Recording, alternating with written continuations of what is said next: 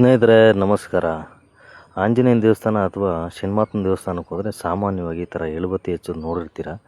ಎಳುಬತ್ತಿ ಹಚ್ಚಿದ ಮೇಲೆ ಹಚ್ಚಿಬಿಟ್ಟು ಈ ಥರ ಕಪ್ಪು ಅಂತ ಉಳಿಯುತ್ತೆ ಕೊನೆಗೆ, ಅದನ್ನು ಹಣೆಗಿಟ್ಕೊಳ್ಳೋದು ಮತ್ತು ಆ ಉರಿತಾ ಇರೋದನ್ನ ಎಳ್ಳುಬತ್ತಿದ ಮಂಗಳಾರತಿ ತೊಗೊಳ್ಳೋದು. ದಯವಿಟ್ಟು ಈ ಥರ ಮಾಡಬೇಡಿ. ಏನಕ್ಕಪ್ಪ ಈ ಥರ ಮಾಡಬಾರ್ದು ಅಂತಂದರೆ, ಎಳ್ಳುಬತ್ತಿ ಕಟ್ಟಬೇಕಾದ್ರೆ ಕಪ್ಪು ಎಳ್ಳು, ಕಪ್ಪು ದಾರ, ಕಪ್ಪು ಬಟ್ಟೆ ಮತ್ತು ಎಳ್ಳೆಣ್ಣೆ ಇಷ್ಟು ಸೇರಿಸಿ ಕಟ್ಟಿರ್ತಾರೆ.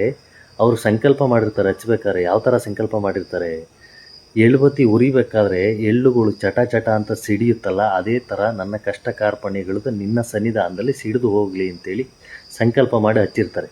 ಅವರು ಕಷ್ಟ ಕಳಿಯೋಕ್ಕೆ ಹಚ್ಚಿರೋದನ್ನ ನಾವು ಸ್ವೀಕಾರ ಮಾಡ್ದಂಗೆ ಆಗುತ್ತೆ, ಅದು ಎಲ್ಲಿ ದೇವಸ್ಥಾನದ ಮುಂಭಾಗದಲ್ಲಿ. ಹಂಗಾಗಿ ನಾವು ಹೋಗಿರೋದು ಕಷ್ಟ ಕಳ್ಕೊಳ್ಳೋಕ್ಕೆ, ಕಷ್ಟ ತೊಗೊಂಬರೋಕ್ಕಲ್ಲ. ಇದು ಮಾಹಿತಿ ಕೊರತೆಯಿಂದ ಈ ಥರ ಆಗಿರುತ್ತೆ. ದಯವಿಟ್ಟು ಈ ವಿಡಿಯೋನ ಶೇರ್ ಮಾಡಿ, 4 ಜನಕ್ಕೆ ತಿಳಿಸ್ದಾಗುತ್ತೆ. ಈ ವಿಡಿಯೋ ಇಷ್ಟ ಆಗಿದ್ದರೆ ಒಂದು ಲೈಕ್ ಮಾಡಿ, ಹಾಗೆ ನನ್ನ ಪೇಜನ್ನು ಫಾಲೋ ಮಾಡೋದು ಮರಿಬೇಡಿ. ಧನ್ಯವಾದ. ಶರಣು ಶರಣಯ್ಯ.